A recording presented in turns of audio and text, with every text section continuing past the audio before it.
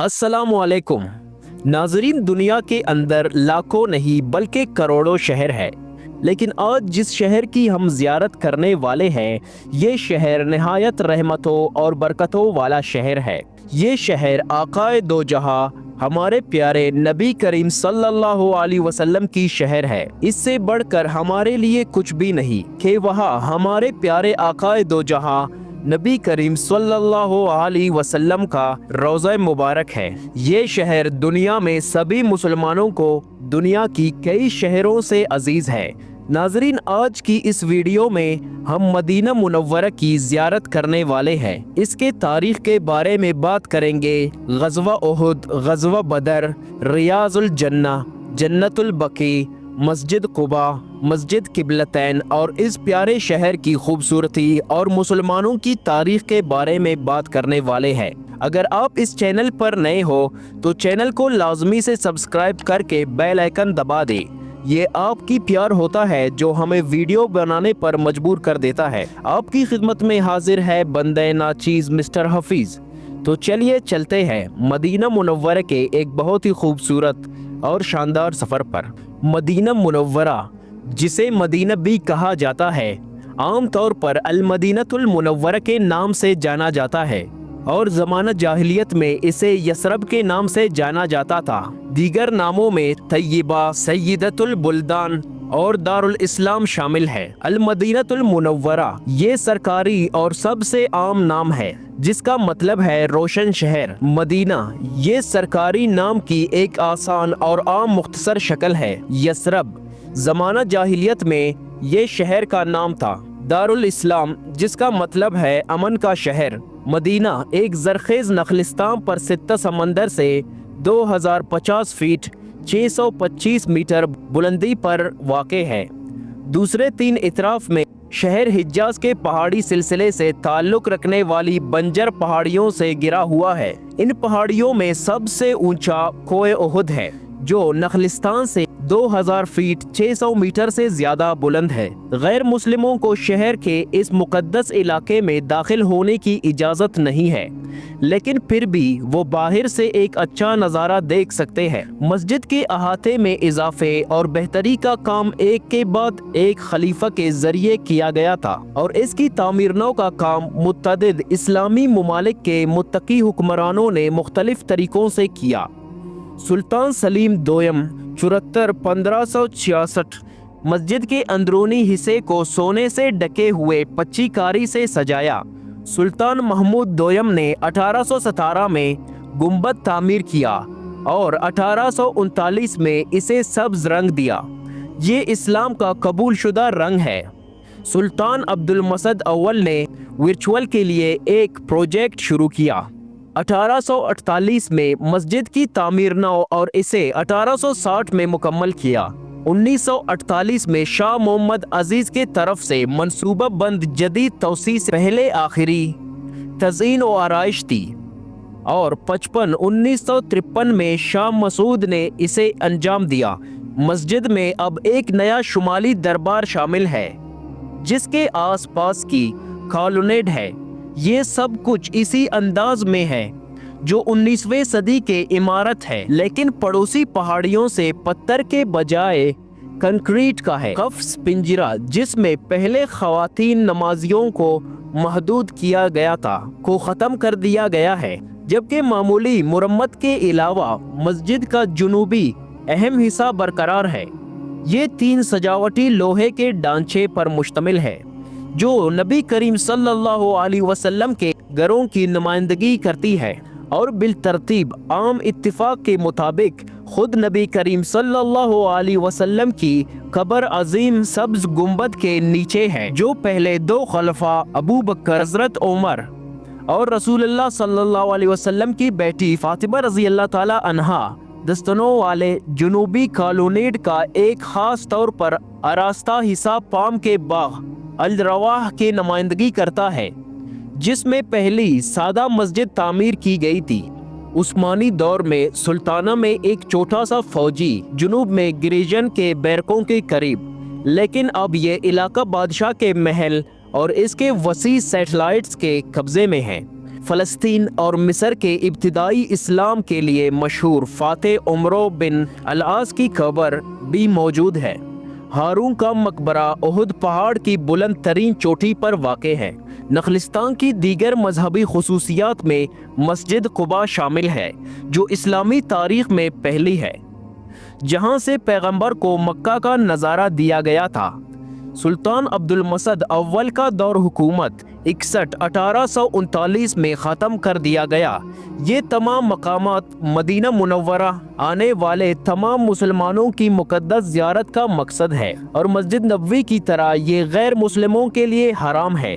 اس کے علاوہ یہ شہر مدینہ کی اسلامی یونیورسٹی کی جگہ بھی ہے، جو 1961 میں قائم ہوئی تھی۔ مدینہ کے باشندے عربی بولنے والے مسلمان ہیں، جس میں سے اکثر کا تعلق اسلام کی سنی شاخ سے ہے۔ یہ شہر سعودی عرب کے سب سے زیادہ آبادی والے شہروں میں سے ایک ہے۔ یہ شہر میں آباد ہونے والے مسلمانوں کے لیے عام بات ہے۔ کھیتی باڑی اور مٹی کی برتن بنانا اہم پیشے ہے۔ حاجیوں کے رہائش سے حاصل ہونے والے آمدنی کو پورا کرنے کے لیے مدینہ کی معیشت پھلوں، سبزیوں اور اناج کی کاشت پر مبنی ہے۔ یہ شہر خاص طور پر اپنی کھجوروں کے لیے مشہور ہے، جن کے پھلوں کو 1953 میں بنائے گئے پلانٹ میں پروسیس کر کے برآمد کرنے کے لیے پیک کیا جاتا ہے۔ 20ویں صدی کے اوائل میں عثمانی دور سے استعمال ہونے والے آبپاشی کے لیے میکینیکل پمپوں نے عملی طور پر پرانے کنوؤں کی جگہ لے لی ہے۔ نخلستان کے جنوبی سرے پر ایک چشمے سے پینے کا پانی فراہم کیا جاتا ہے۔ مدینہ منورہ شہر کی آبادی 1.412 ملین ہے۔ مدینہ منورہ میں پاکستانی، انڈینز اور بنگلہ دیشیوں کی تقریباً آبادی بہت زیادہ ہے۔ 41.5% لوگ باہر ممالک کے لوگ ہیں، جبکہ دوسرے ملکوں سے فلپینی، مصری، سوری، لبنانی اور یمنی لوگ بھی آباد ہیں۔ یہ سارے لوگ یہاں اکثر مزدوری کرنے آتے ہیں، جیسے کہ ٹیکسی چلانا یا کسی لیبر کا کام کرنا۔ یہ شہر محبتوں والا کیوں ہے؟ آپ کو یہ جان کر پتہ چلے گا کہ جو لوگ حج یا عمرہ کے لیے وہاں جاتے ہیں، ان لوگوں کو پتہ ہوگا کہ مکہ مکرمہ کی عربی اور مدینہ منورہ کے عربیوں میں فرق ہے، کیونکہ مکہ مکرمہ کی عربوں کے طبیعت میں تھوڑی سختی ہے، لیکن مدینہ منورہ کے عربوں کے لہجے میں بہت زیادہ نرمی ہے۔ یہ لہجے میں بہت مٹھاس اور بہت حسن اخلاق رکھتے ہیں۔ یہ سب ہمارے پیارے نبی کریم صلی اللہ علیہ وسلم کی موجودگی کی اثر ہے۔ سالانہ کروڑوں لوگ اس مسجد کو زیارت کرنے آتے ہیں اور نبی کریم صلی اللہ علیہ وسلم کے روضہ مبارک کو زیارت کرنے آتے ہیں۔ مسجد نبوی آنے کے بعد تمام مسلمان روضہ رسول اور ان سنہری جالیوں کی زیارت کرنے کو بے قرار رہتے ہیں۔ فجر کی نماز کے بعد روضہ رسول صلی اللہ علیہ وسلم پر سلام کی اجازت ہوتی ہے، اور اس کے بعد عصر اور عشاء کی نماز کے بعد سلامی کی اجازت ہوتی ہے۔ یہاں سب ادب سے سلام پیش کرتے ہیں۔ ناظرین، باغ حضرت سلیمان فارسی رضی اللہ تعالیٰ عنہ، اس باغ کا نبی کریم صلی اللہ علیہ وسلم سے خاص نسبت ہے۔ آپ کا آقا آپ کو آزاد کرنے کی شرط یہ رکھی تھی کہ آپ 300 درخت لگائے اور درخت بڑے ہو کر پھل دینا بھی شروع کر دے تو میں آپ کو آزاد کروں گا۔ آپ نے نبی کریم صلی اللہ علیہ وسلم کو یہ بات بتائی تو آپ صلی اللہ علیہ وسلم نے یہاں درخت لگائے، اور معجزہ یہ ہوا، درخت بڑھتے گئے اور پھل آتے رہے۔ لہٰذا شرط پورا ہونے پر حضرت سلیمان فارسی کو آزاد کر لیا گیا۔ تب سے لے کر آج تک یہ باغ حضرت سلیمان فارسی رضی اللہ تعالیٰ عنہ کی باغ کے نام سے مشہور ہے۔ یہاں تقریباً کئی قسم کے کھجوروں کی سٹال لگائے جاتے ہیں۔ زیارت پر آئے لوگ اپنے گھر والوں کے لیے یہاں سے اچھے کھجوریں لیتے ہیں۔ ریاض الجنہ مسجد نبوی کا وہ حصہ ہے جو باقی تمام حصوں سے ممتاز ہے۔ یہ حصہ روضہ نبی کریم صلی اللہ علیہ وسلم اور منبر نبی کریم صلی اللہ علیہ وسلم کے بالکل درمیان واقع ہے۔ نبی کریم صلی اللہ علیہ وسلم نے فرمایا، میرے گھر اور منبر کے درمیان کی جگہ جنت کی باغوں میں سے ایک باغ ہے۔ یعنی ریاض الجنہ جنت کی ایک باغ ہے۔ حج پر آئے ہوئے لوگ اور عمرہ پر آئے ہوئے لوگ اس جگہ پر نوافل اور نماز ادا کرتے ہیں، یہ ذہن میں رکھ کر کہ وہ جنت کے ایک حصے میں بیٹھ کر اللہ تعالیٰ کی عبادت کر رہے ہیں۔ جنت البقیع آپ نے لازمی سنا ہوگا یا دیکھا ہوگا۔ جنت البقیع کے بارے میں آپ صلی اللہ علیہ وسلم نے فرمایا کہ جنت البقیع ایسا روشن ہے جیسے چاند اور سورج زمین کو روشن کرتے ہیں۔ کیا آپ کو معلوم ہے کہ جنت البقیع میں سب سے پہلے کون سا صحابہ دفن کیا گیا تھا؟ یہاں سب سے پہلے حضرت حسن بن زرارہ رضی اللہ تعالی عنہ کو دفن کیا گیا تھا، اور مہاجرین میں حضرت عثمان بن مظعون رضی اللہ تعالی عنہ تھے۔ جنت البقیع میں آپ صلی اللہ علیہ وسلم کی اہل بیت، آپ کے صحابزادے، آپ کے صحابہ، آپ کے ازواج مطہرات، حضرت امام حسن رضی اللہ تعالی عنہ، حضرت عثمان رضی اللہ تعالی عنہ اور کم و بیش 10,000 صحابہ کرام یہاں مدفون ہے۔ جنت البقیع قبرستان دنیا کے پرانے قبرستانوں میں سے ایک ہے۔ یہ قبرستان مسلمانوں کا سب سے پہلا قبرستان ہے۔ مسجد الغمامہ یہ مسجد اسلام کے قدیم ترین مسجدوں میں سے ایک ہے۔ نبی کریم صلی اللہ علیہ وسلم اس مسجد میں عید کی نماز ادا کرتے تھے۔ اس مسجد کے بالکل قریب حضرت ابوبکر رضی اللہ تعالی عنہ اور حضرت علی رضی اللہ تعالی عنہ کا گھر مبارک بھی ہوا کرتا تھا۔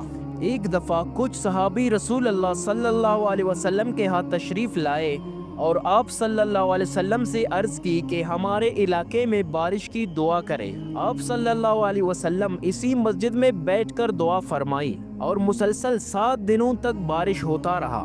صحابہ کرام دوبارہ تشریف لائے اور نبی کریم صلی اللہ علیہ وسلم سے فرمایا کہ بارش رکنے کی دعا فرمائے، تو نبی کریم صلی اللہ علیہ وسلم پھر یہیں مسجد میں بیٹھ کر بارش رکنے کی دعا فرمائی اور بارش رک گئی۔ محترم ناظرین، مسجد قباء اسلام کی تاریخ کی سب سے پہلی مسجد ہے۔ جب حضور صلی اللہ علیہ وسلم مکہ سے مدینہ تشریف لائے تو آپ صلی اللہ علیہ وسلم اس مقام پر قیام فرمائے اور مسجد قباء کی بنیاد رکھی۔ اس مسجد میں جو بھی مسلمان 2 رکعت نوافل ادا کرتا ہے اسے مقبول عمرے کا ثواب ملتا ہے۔ آپ جب بھی مدینہ شریف جائے تو یہاں 2 رکعت نوافل لازمی ادا کرے اور ساتھ میں سب مسلمانوں کے لیے دعا کرے کہ اللہ رب العزت سب کے نصیب میں یہاں نوافل ادا کرنے کی توفیق دے۔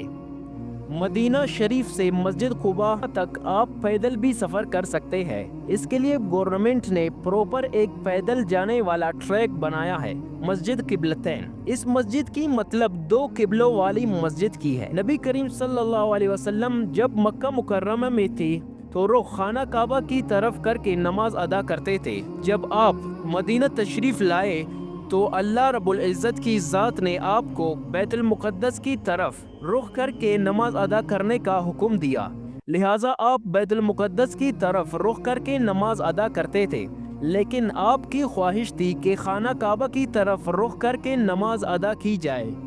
پھر ایک دفعہ ظہر یا عصر کے وقت جب آپ نماز دے رہے تھے تو آپ نے اپنا چہرہ مبارک پھیر کر خانہ کعبہ کی طرف کر لیا تھا۔ اس وقت ایک ہی نماز 2 قبلوں کی طرف منہ کر کے ادا کیا گیا تھا، اسی لیے اس مسجد کا نام قبلتین رکھ دیا گیا، یعنی 2 قبلوں والا مسجد۔ مقام بدر یہ وہ جگہ ہے جہاں مسلمانوں کا پہلا غزوہ یعنی پہلا غزوہ بدر ہوا تھا۔ اس جنگ میں مسلمانوں کی تعداد 313 تھی اور کفار کی تعداد 3 گنا زیادہ تھی، لیکن اس کے باوجود مسلمانوں نے اپنی پہلی جنگ فتح کی۔ اللہ رب العزت کی ذات کی مدد سے مسلمان فاتح بن گئے۔